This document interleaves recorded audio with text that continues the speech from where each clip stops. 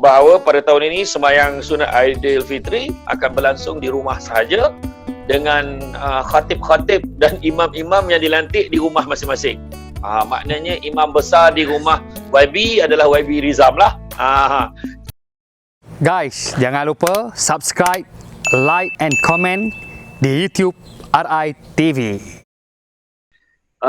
Ustaz, lagi satu berkenaan waktu PKP ni banyak masa yang boleh kita habiskan masa bersama anak-anak keluarga di rumah, jadi kita boleh bertadarus dan sebagainya. Jadi untuk menjelang malam Lailatul Qadar, boleh dah Ustaz nyatakan keistimewaan berkaitan Lailatul Qadar sepanjang bulan Ramadan ini. Satu malam yang lebih baik daripada 1000 bulan. Maknanya 1000 bulan bersamaan, kalau kita hitung congak pakai kalkulator, kita akan dapat 83 tahun, 3 bulan, 3 hari, point 3333. 3 hari, 3 jam, 3 minit, macam tu. Jadi makna kata 83 tahun. Bayangkan satu malam yang kita dapat amalan, pahalanya ibarat beribadah selama 83 tahun. Cuba terfikir. Lebih baik daripada 1000 malam. Itu lebih baik lagi masa satu malam tu. Makna kata, dikatakan dalam hadis, Nabi sebut, kejarlah 10 malam terakhir. Yang mana kita tahu, Nabi pada Aisyah kata, pada 10 malam terakhir, Nabi telah mengetatkan ikatan sarungnya, ikatan kain sarungnya. Maknanya dia sudah tidak menggauli isterinya, sebab 10 malam terakhir, Nabi fokus dengan beribadah. Jadi kita fokuskan ibadah sebab Nabi suruh kejar pada 10 malam terakhir dan pada malam yang ganjil, 21, 23, 25, 27, 29. Tetapi tuan-tuan dan puan-puan sekalian, untuk pantauan YB juga, jangan pening-pening kepala. Kita buat aja tiap-tiap malam, dan dikatakan malam itu bermula daripada maghrib sampailah subuh. Itu adalah malam yang dikatakan sebagai malam. Dan kalau malam tu kita dah memang, tu sebab je 10 malam terakhir YB kena lagi pesat bagi bantuan dekat orang. YB kena lagi kumpul 10 malam terakhir tu, YB buat kembara sahur ke, YB pergi dekat semua balai polis ke, YB bagi. Kena pula salah satu malam tu. Takkan satu malam pun tak kena, kan? 10 malam YB buat, ada satu malam tu malam Lailatul Qadar, jadi YB tak rugi. YB bagi sumbangan dekat mereka yang memerlukan. Pada malam tu, pada sahur tu pula, kepada orang perempuan yang masak sahur, niatkan kerana Allah, mudah-mudahan beroleh pahala ibadah.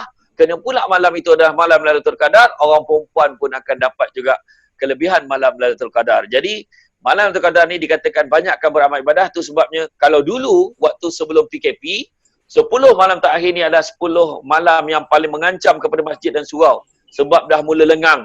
Sebab orang nak pergi ke pasaraya TF, orang nak pergi ke pasaraya yang ada dekat luar sana. Tetapi sekarang kita ada kelebihan peluang untuk bertarawih. Jadi jangan kita tinggalkan. Jangan kita tinggalkan sebab sesungguhnya kita tak tahu lagi. Kita anggaplah ini Ramadan yang terakhir kita. Dan kalau inilah Ramadan terakhir, pasti jadikan ini adalah Ramadan yang terbaik di dalam kehidupan kita. Wallahu a'lam. Terima kasih Ustaz atas perkongsian yang cukup baik. Jadi sebelum kita mengakhiri live kita ni, saya nak ada satu lagi soalan terakhir, iaitu berkenaan dengan nampak gayanya sambutan raya tahun ini bukanlah biasa-biasa. JAKIM telah mengeluarkan garis panduan sambutan hari raya dan solat raya. Apa pandangan Ustaz tentang persediaan kita dalam menjelang Syawal pada tahun ini? Jadi sememangnya umat Islam akan merasa kelainan pada tahun ini memandangkan sambutan perayaan bukan biasa-biasa seperti mana yang disebutkan oleh YB Rizam tadi. Jadi kalau kita tengok bila bila Syawal ini berlangsung, andai kata kita masih lagi dalam perintah kawalan pergerakan, maknanya kita tak boleh nak keluar berjemaah beramai-ramai, solat raya ramai-ramai dengan khutbah raya. Maka apa yang boleh kita lakukan? Pertama, kita masih lagi boleh bangun awal pagi untuk mandi sunat Aidilfitri. Mandi sunat saja aku mandi sunat Aidilfitri kerana Allah. Mudah aja. Kemudian selepas itu kita bersiap pakai pakaian yang kita ada. Tak semestinya beli baju baru. Pakailah pakaian yang paling baru yang kita ada, yang kemas, cantik. Sekadaran untuk kita meraihkan hari Aidilfitri, kerana Nabi pesan pakailah pakaian yang paling baru yang kamu ada. Maknanya pakaian yang paling elok lah. Kemudian lepas tu kita makanlah. sarapan dulu, makan buah tamar. Ini disunatkan makan. Berbanding Hari Raya Aidil Adha, Hari Raya Aidil Adha kita disunatkan berpuasa dulu. Jangan makan apa-apa dulu sampailah dah selesai sembahyang sunat Aidil Adha. Lepas tu barulah kita boleh makan, iaitu pada ketika itu sudah mulalah binatang-binatang korban dikorbankan. Tetapi dalam bulan Syawal, pagi Syawal kita disunatkan makan dulu sebelum solat sunat, kerana ingin membezakan pagi Syawal itu dengan pagi Ramadan. Maknanya kita taat pada perintah Allah untuk makan pada pagi itu, kerana tidak boleh lagi berpuasa pada pagi Syawal.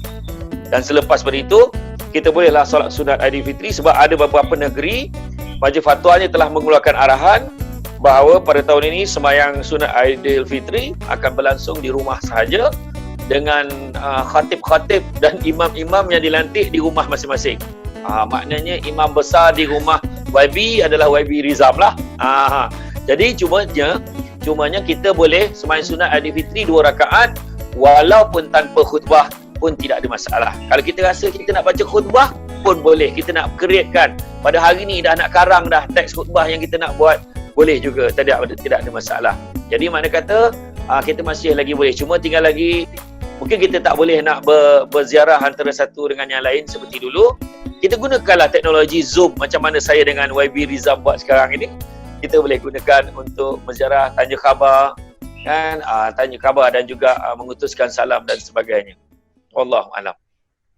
Terima kasih kepada Ustaz, dan saya nak kongsikan juga ataupun sedikit pandangan Ustaz berkenaan dengan ada orang kata wabak ni adalah satu kutukan wabak 100 tahun pada tahun 1720 wabak masil, lepas itu 1820 kolera pandemik, 1920 Spanish flu, dan 2020 ni coronavirus. Jadi pandangan Ustaz ini secara bolehkah kita mempercayai secara kebetulan ataupun ianya memang satu kutukan wabak 100 tahun? Ini agak soalan ni agak special sikit. Pada pandangan saya, wabak yang berlaku pada tahun 1720 pada zaman Nabi dulu pun ada dilanda wabak, dan kita tahu sebenarnya sebelum ni beberapa tahun lepas ada beberapa negara juga pernah dijangkiti wabak-wabak juga, dan kita pernah ada wabak H1N1 dan sebagainya. Ini adalah satu apa juga yang diberikan oleh adalah dengan izin Allah SWT. Yang paling penting kita ingat dengan izin Allah. Siapalah kita untuk membuat ketetapan ini adalah bala, ini adalah itu, ini adalah ini. Sesungguhnya pengetahuan kita sebagai manusia sangatlah terbatas. Tetapi apa yang paling penting yang perlu kita lakukan adalah bagaimana sikap kita di dalam menanggapi dan mendepani wabak yang menimpa kita sekarang.